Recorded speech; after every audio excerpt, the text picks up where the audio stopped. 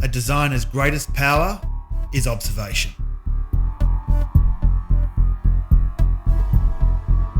The ability to understand how people of all ages and with different needs will engage with a space, traverse a surface, make contact with a material.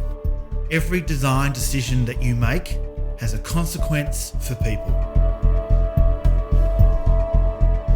What is the Staebl Academy about? It's a design and learning resource for people who serve built environments, architecture, interiors, transport, roads, civic spaces. Your designs don't only need to be about compliance just for regulation's sake. You're a designer. You know how to make built environments useful and beautiful, designing spaces that serve people based on human experiences. Creating utility is what makes good design great design. You design this because of that. The access way to an entrance, the ramp to a causeway, the stairway to another floor. These are design problems that you need practical solutions for, balancing your design with regulatory conformance.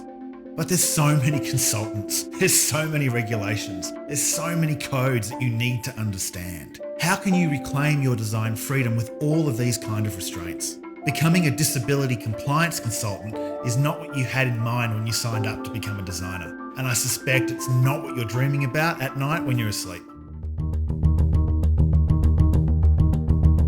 I was 23 years old and I'd been designing jewellery, lighting and furniture. Most of my clients were architects and interior designers, and I'd been solving all kinds of design problems for them, all those details. Then one day an interior designer client asked me to make a stainless steel tactile indicator. I said, "What's a tactile indicator? What does it do and who is it for?" I took hold of the problem, researching and thinking about how I could meet the specification. At the time, I was sleeping on the floor of my office and struggling to win consistent business within the construction industry. Over several days, I worked late into the night, designing a number of mechanical solutions to make the disability product beautiful and, most importantly, to make it work. What surface would it be applied to? How will it connect and remain stable to the substrate? Who will install it? And how can each installation be consistent and repeatable? A few days later, I presented the prototype designs, and I still remember that moment when my client said those words. You know these words. "You've got the contract." That was the beginning of creating an accessible design products business and forging a whole new industry. That was the point in my life that I began to experience what a difference that a designer can actually make to the world.